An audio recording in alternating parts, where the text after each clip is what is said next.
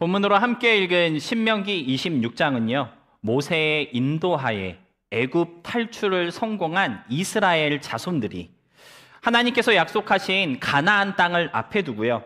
그곳에서 어떻게 살아야 하는지, 무엇을 기억하고 알아야 하는지에 대해서 모세에게 교육받고 있는 모습을 우리에게 보여주고 있는 말씀입니다.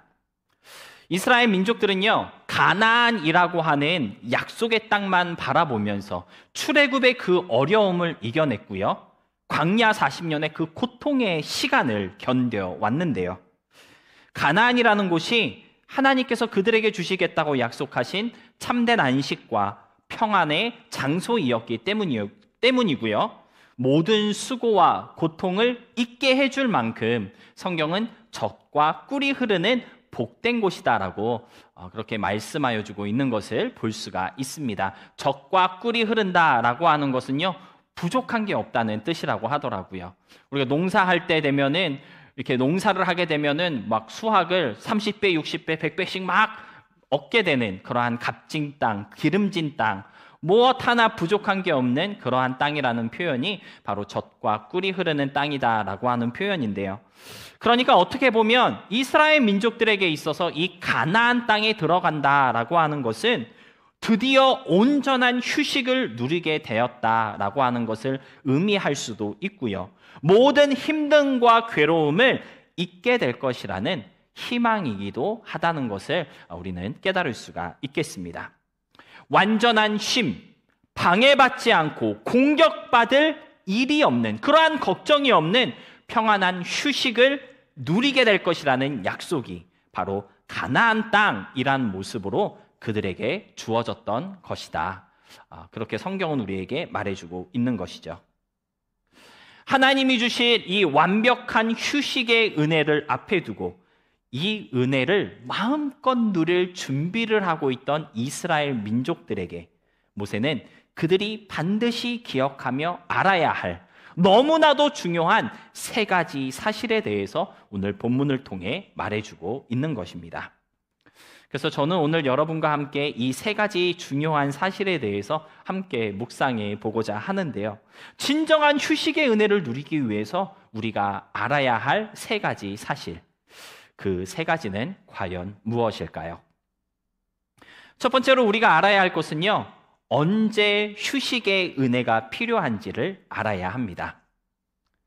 신명기서는 출애굽을 했던 이스라엘 민족들이 하나님께 순종하지 않음으로써 광야 40년의 벌을 받게 되었을 때 그 40년의 시간 동안 광야에서 태어난 출애굽 2세들을 위해 기록된 말씀입니다.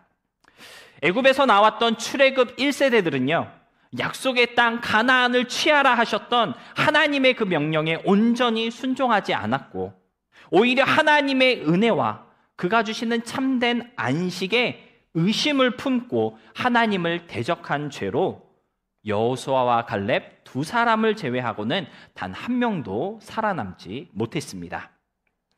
그렇게 40년의 시간을 그들의 죗값으로 광야에서 헤매게 되었던 이스라엘 민족들이 다시 하나님이 약속하신 그 가나안, 참된 평안과 안식이 있는 곳을 향해 나아갈 수 있게 되었는데요. 그 땅에 들어가기에 앞서 그들이 어떻게 이곳까지 왔는지, 왜 애굽에서 나오게 되었고 왜 가나안을 소망하게 되었는지에 대해 오늘 말씀을 통해 설명하여 주고 있다라고 하는 것이죠. 우리 본문 6절로 9절의 말씀 다 같이 다시 한번 함께 보도록 하겠습니다. 함께 읽겠습니다. 애굽 사람이 우리를 학대하며 우리를 괴롭히며 우리에게 중노동을 시킴으로 우리가 우리 조상의 하나님 여호와께 부르짖었더니 여호와께서 우리의 음성을 들으시고 우리의 고통과 신고와 압제를 보시고 여호와께서 강한 손과 편팔과 큰 위엄과 기적과 기사로 우리를 애굽에서 인도하여 내시고 이곳으로 인도하사 이 땅 곧 젖과 꿀이 흐르는 땅을 주셨나이다. 애굽 사람들이 우리를 학대하며 괴롭히고 중노동을 시켰고요. 고통과 압제, 그리고 성경에서는 신고라고 하는 표현을 썼는데 이 말은요, 맺고 쓰다라고 하는 뜻입니다. 다시 말해 아주 힘들고 고생스러웠다, 그러한 뜻이라는 것이죠. 이러한 처지에 놓여있던 이스라엘 민족들을 하나님께서는 강한 손과 편팔로 인도하여 내시고 적과 꿀이 흐르는 땅을 주셨다라고 본문은 알려주고 있습니다. 그러니까 이스라엘 민족들이 아주 고생스럽고 고통스러워하던 그때에 사방으로 환난과 아픔과 압제만 있었을 때, 무엇보다 그러한 상황에서 도망칠 수 없고 헤어나올 수 없던 그 순간에 하나님께서는 그들에게 휴식을 약속하셨던 것이고요, 참된 평안을 허락하여 주셨던 것입니다. 여러분, 여기서 우리가 깨달을 수 있는 것은 과연 무엇일까요? 언제 우리에게 안식이 필요한지, 언제 휴식의 은혜를 간구해야 하는지를 배울 수 있습니다. 인생의 쓴맛을 경험했을 때, 맵고 쓰고 고통스러운 삶을 살아갈 때, 내 힘으로 빠져나올 수 없는 어떠한 압박과 어려움이 우리를 덮쳐올 때, 그때 휴식의 은혜가 필요한 것이고요, 그때 하나님이 주시는 참된 안식을 갈망할 수 있어야 한다라는 것입니다. 목마름을 느끼는 사람만이 물을 갈급하게 찾게 되는 것이고요, 아픈 사람이 의사를 찾기 마련입니다. 내 삶 속에 어려움이 있다는 것을 깨달은 사람만이 그 어려움을 해결하기 위한 방법을 찾아 나설 것이고요, 삶 가운데 평안이 없는 사람만이 하나님의 안식을 갈망하게 된다라고 하는 것이죠. 내 힘으로 살아갈 수 없고 해결할 수 없는 문제들로 가득한 그러한 인생이다라고 하는 것을 아는 사람만이 모든 문제의 해결 대신은 하나님을 간구하게 된다라는 것입니다. 만약 지금 여러분의 삶이 이미 평탄하고 큰 문제 없이 너무나도 평온한 삶을 살아가고 계시다면 아직 여러분은 하나님이 주시는 그 가나안의 평안이 무엇인지 잘 깨닫지 못할 수도 있습니다. 여러분, 이스라엘 민족들의 그 경우로 한번 얘기를 해보자면, 비록 중노동하고 괴롭고 힘든 삶을 살아가고 있었지만 그래도 애굽에 있는 것이 괜찮다라고 생각한 이스라엘 민족들 가운데 그러한 생각이 있었던 사람이 만약에 있었다면, 그 사람은요 굳이 애굽을 탈출해서 출애굽을 할 이유가 없었을지도 모릅니다. 하지만 애굽의 고통과 그 압제, 그 곤욕스러움을 경험하고 있고 그것이 나의 삶을 너무나 힘들게 하고 있다라고 하는 것을 느끼는 사람이라고 한다면, 그때야말로 하나님이 주시는 참된 평안이 있다는 사실을 기억하고 그 평안을 간구하며 나아가야 할 때라는 것을 깨달을 수 있어야 한다라고 하는 것이죠. 로마서 8장 22절은요 이렇게 증거하고 있습니다. 피조물이 다 이제까지 함께 탄식하며 함께 고통을 겪고 있는 것을 우리가 아느니라. 여러분, 여기서 피조물이라고 하는 것은 하나님께서 창조하신 모든 것을 의미합니다. 존재하는 모든 것을 말한다라고 하는 것이죠. 자연 만물을 포함해서 모든 동물, 식물, 심지어 사람까지도 다 이제까지 함께 탄식하며 함께 고통을 겪고 있다고 성경은 우리에게 알려주고 있습니다. 여러분, 로마서 8장 22절의 말씀이 하나님의 말씀이고 진리의 말씀이라면 고통과 탄식 없이 살아가는 존재는 단 하나도 없다는 것을 우리는 깨달을 수 있습니다. 다시 말해, 아무리 스스로에게 또는 다른 사람에게 나 괜찮아요, 이 정도면 살만하죠, 어렵지 않습니다 라고 말한다 할지라도 속으로는 탄식과 고통, 괴로움을 품고 있다라는 것입니다. 단 한 사람도 그냥 이대로 살아도 괜찮겠다, 이대로 살아도 좋다라고 말할 수 있는 사람이 아무도 없다라고 하는 것이죠. 즉, 모든 사람은 다 휴식을 필요로 하고 있고요, 말할 수 없는 탄식과 고통에서 해방되기를 갈망하고 있다는 것입니다. 중요한 것은 무엇일까요? 이러한 탄식이 나에게 있고 이러한 고통이 내 삶 속에 있으며 이와 같은 고난과 아픔, 괴로움과 불만족스러움이 나의 영혼 가운데 있다는 사실을 깨달을 수 있어야 한다라는 것입니다. 그래야 진짜 휴식, 참된 평안과 만족을 갈망할 수 있기 때문입니다. 사랑하는 성도 여러분, 혹시 지금 얼마나 목말라 하고 있으십니까? 말할 수 없는 탄식과 고통을 경험하고 있으신가요? 육체적인 어려움, 삶의 괴로움뿐만 아니라 영혼의 탄식에도 귀를 기울일 수 있는 우리가 될 수 있음으로써 하나님이 주시는 그 참된 평안과 구원을 갈망하고 그 위로하심과 평안을 향해 나아갈 수 있는 우리 모두가 될 수 있기를 주님의 이름으로 소망하며 축복합니다. 두 번째로 우리가 알아야 할 것은 어떻게 휴식의 은혜를 구해야 하는지를 알아야 합니다. 오늘 설교의 제목을 휴식의 비결, 부르짖음 이렇게 정해 보았는데요. 여러분, 어떻게 휴식의 은혜를 구해야 한다는 것입니까? 부르짖음을 통해서 휴식의 은혜를 구할 수 있다라고 본문은 우리에게 가르쳐주고 있는 것 같습니다. 우리 본문 6절로 9절의 말씀 다시 한번 함께 보았으면 좋겠는데요. 우리 다시 한번 한 목소리로 함께 읽겠습니다.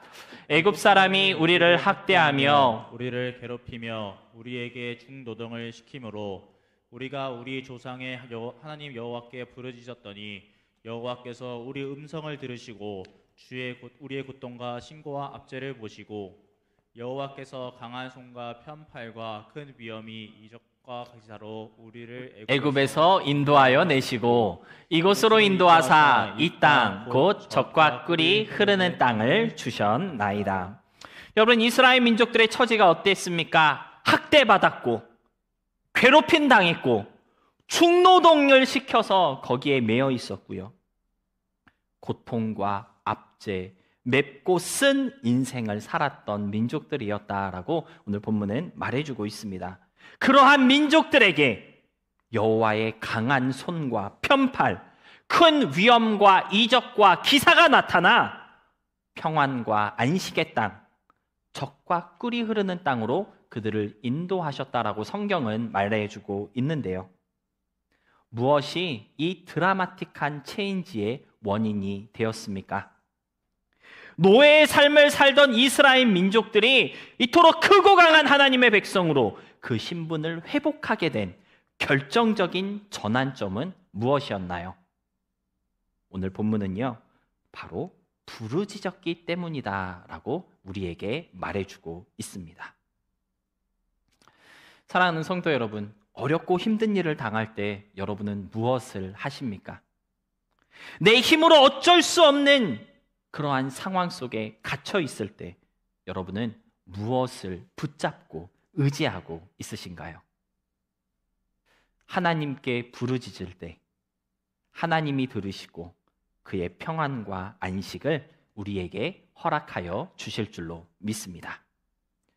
시편 34편 6절에서 시인은 이렇게 노래하고 있는데요. 이 공고한 자가 부르짖음에 여호와께서 들으시고 그의 모든 환난에서 구원하셨도다. 여러분, 여기서 이 공고한 자라고 하는 말의 뜻을 원어로 살펴보니까요, 고통당하고 쫓기고 버림받음이라는 뜻을 가진 비참한 사람이라는 의미를 가진 단어라고 주석은 우리에게 알려주고 있었습니다. 무슨 말입니까? 내가 비참할 때, 내가 고통당하고 아무 도움 받을 수 없는 그러한 상황 속에 있을 때 누구에게 부르짖었다는 것이죠? 여호와께 부르짖었더니 여호와께서 들으시고 모든 환난에서 구원하셨다라고 시인은 노래하고 있는 것입니다. 여러분, 하나님은요, 부르짖는 사람들의 그 외침을 외면하지 않으시고요, 도와주시고 구원하시는 하나님이십니다. 여러분의 어려움을 외면하시는 분이 아니시고요, 오히려 도와주지 못해 안달이 나신 분이라고 시편 94편 14절은 증거하고 있는데요. 하지만 그럼에도 불구하고 우리가 하나님이 주시는 그 휴식의 은혜를 누리지 못하고 여전히 우리의 마음이 답답하고 영혼이 메말라 있는 이유는 과연 무엇일까요? 부르짖지 않았고 하나님께 간구하지 않았기 때문이라는 것입니다.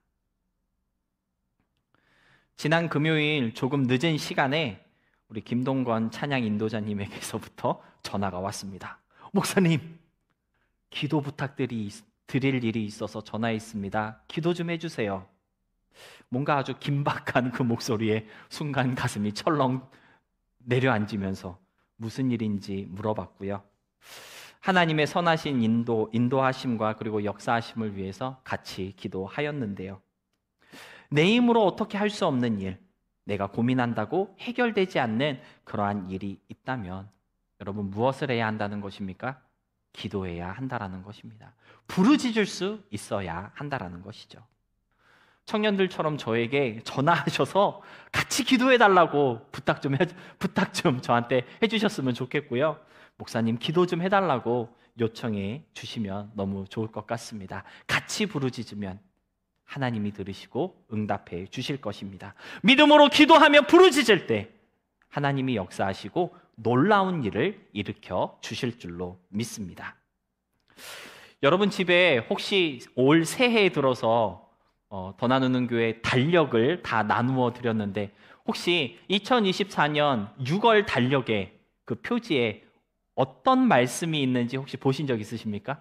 요즘 세대는 달력을 안 써가지고 달력 가지고 없어요? 큰일 났네. 분명 다 줬는데 전도하는데 썼죠? 네, 그렇게 믿겠습니다. 제가 이렇게 제 사무실에서 말씀을 준비하다가 이렇게 우연찮게 달력을 봤는데 2024년도 저희 더 나누는 교회 6월달 달력 표지에 이사야 58장 9절의 말씀이 쓰여져 있더라고요. 우리 함께 이사야 58장 9절 말씀 함께 읽겠습니다. 시작. 내가 부를 때에는 나 여호와가 응답하겠고 내가 부르짖을 때에는 내가 여기 있다 하리라. 네. 하필 또 6월에 이러한 말씀 한 달 내내 보라고 달력에 이 말씀이 새겨져 있더라고요. 하나님은요 우리에게 안식을 주시기 위해서 우리의 부름을 기다리고 계십니다. 나 여기 있어. 나 불렀지? 응답해 주시기 위해서 내가 여기 있으니까 안심하라고. 힘을 내. 괜찮아. 내가 너를 위해 일하고 있다. 그러니 평안하라 라고 말해 주시기 위해서 저와 여러분의 부르짖음을 기다리고 계신 하나님이라고 이사야 58장은 우리에게 말씀하여 주고 있습니다. 여러분 휴식의 은혜를 누리는 비결 부르짖음 속에 있다는 것을 꼭 기억하시고요. 삶의 어려움 속에 또는 인생의 바람에 우리의 삶이 흔들릴 때 죄악된 삶으로 인해 우리의 영혼이 죽어져 갈 때 하나님을 부르시고 또 부르짖을 수 있으시기를 바랍니다. 하나님의 평안과 안식의 은혜가 여러분의 삶과 영혼 속에 가득 차게 될 줄로 믿습니다.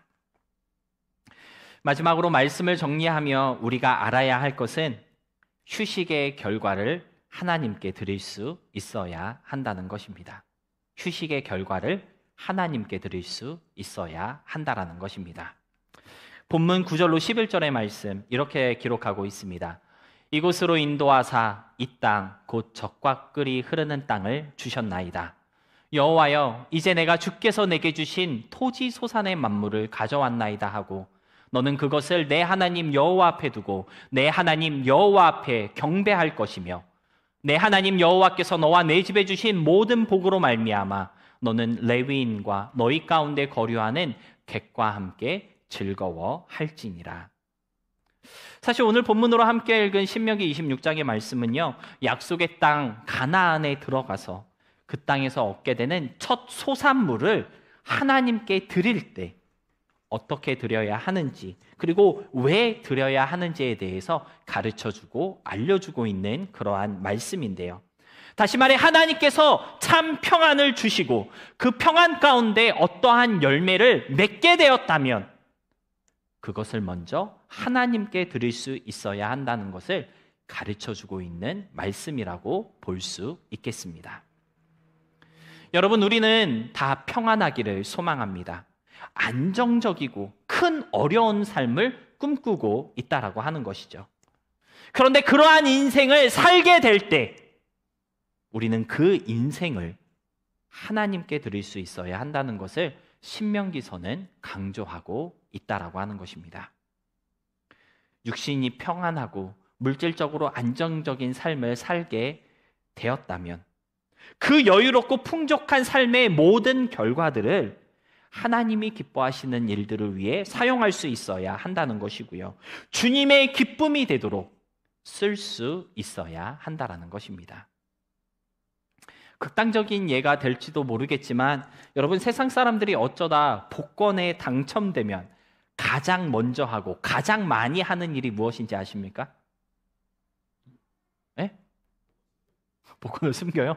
이 돈을 찾으면 가장 먼저 가장 많이 하는 일이 뭐냐면요, 일단 가장 좋은 차를 사고요, 가장 좋은 집을 구매합니다. 여러분도 그럴 것 같지 않아요? 일단 람보기니 빼야 되고, 맞죠? 방 6개씩 있는 집, 수영장도 있고 그런 집 사야 되잖아요. 맞죠? 생각만 해도 얼굴에 미소가 생기는, 일단 사람들은요, 세상 사람들은 돈 생기면 그런 거 먼저 합니다. 좋은 차 사고 좋은 집 사고, 물질적인 여유가 생기면 가장 편안한 곳에 가서 아무에게도 방해받지 않고 아무 걱정 없이 그렇게 시간을 보내다 오고 싶어 한다라는 것이죠. 물론 그게 죄라는 말을 하려고 하는 것이 아니고요, 그렇게 해도 뭐 크게 잘못된 것은 아니다라고 하는 것, 여러분들 오해 없으시기를 바랍니다. 하지만 오늘 본문이 우리에게 가르쳐주고 있는 것은 무엇입니까?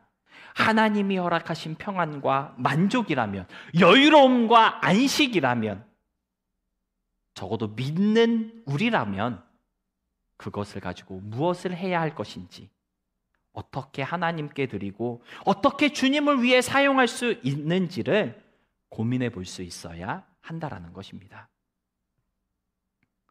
지금 여러분의 삶 혹시 평안하십니까? 부족한 것 없이 모든 것에 형통하게 하시는 그 하나님의 은혜를 누리고 계신가요? 정말 감사하게도 우리 청년들 졸업 후에 좋은 직장 잡고 또 큰 어려움 없이 교회에 헌신할 수 있도록 하나님께서 생활의 복을 참 많이 부어주신 것 같은데요. 여러분, 그 평안과 여유로움 정말 하나님을 위해서 사용하고 계십니까? 하나님이 주신 어떤 안식의 시간 또는 물질적인 풍요로움, 주님을 위해 사용하고 계신 거 맞습니까? 나 자신만을 위해 사용하고 있거나 또는 나를 위해서, 나의 미래를 위해서만 투자하고 아껴두지는 않으셨나요? 하나님을 위해서 사용할 줄 아는 것, 그것이 본문 11절에, 그리고 본문 11절의 말씀처럼 교회 공동체와 어려운 사람들, 주위의 사람들을 위해서 사용할 수 있는 것, 그것이 바로 하나님께서 주신 참된 평안을 올바르게 사용하는 참된 휴식을 누리는 사람들의 모습이라는 것을 오늘 성경은 우리에게 가르쳐주고 있는 것입니다. 우리가 누리는 이 여유로움 또는 평안과 안식, 기쁨과 어떤 넘쳐나는 그러한 모든 것들, 우리가 열심히 노력해서 얻은 거 아니고요, 우리가 힘을 쓰고 애를 써서 취한 것 아닙니다. 본문 8절로 9절의 말씀처럼 여호와께서 이루어내신 것이고요, 하나님께서 우리에게 주셨다라고 하는 사실 여러분 꼭 기억하시고, 그렇기 때문에 나만을 위한 평안과 안식으로 삼지 않고 이 은혜를 누리면서 나는 무엇으로 하나님께 드려야 할지, 내가 드릴 수 있는 것은 도대체 무엇인지를 고민하면서 하나님이 주신 이 휴식의 은혜를 하나님을 위해서 그리고 이웃을 위해 사용할 줄 아는 성숙한 믿음의 사람들이 될 수 있으시기를 주님의 이름으로 소원하며 축복합니다. 끝으로 역대상 29장 13절로 14절의 말씀, 우리의 믿음의 고백으로 함께 읽어보도록 하겠습니다. 우리 다 같이 함께 읽겠습니다. 우리 하나님이여, 이제 우리가 주께 감사하오며 주의 영화로운 이름을 찬양하나이다. 나와 내 백성이 무엇이기에 이처럼 즐거운 마음으로 들을 힘이 있었나이까? 모든 것이 주께로 말미암았사오니 우리가 주의 손에서 받은 것으로 주께 드렸을 뿐이니이다. 역대상 29장 13절로 14절의 말씀은요, 성전 건축을 위해 아낌없이 주님께 내어드리는 이스라엘 민족들의 모습을 보며 다윗이 드렸던 기도이었는데요. 여러분, 이 기도가 하나님이 주신 평안과 만족 속에서 그 풍족하고 부족함 없는 사랑과 은혜를 누리는 저와 여러분의 기도가 되었으면 좋겠고요. 우리에게 허락하신 그 모든 것들을 다 주님을 위해 사용하고 하나님이 기뻐하시는 일들을 위해 아끼지 않고 내어드릴 수 있게 되는 진짜 여유로운 은혜를 누리는 그런 우리 모두가 될 수 있기를 진심으로 소망하며 그리고 축복합니다.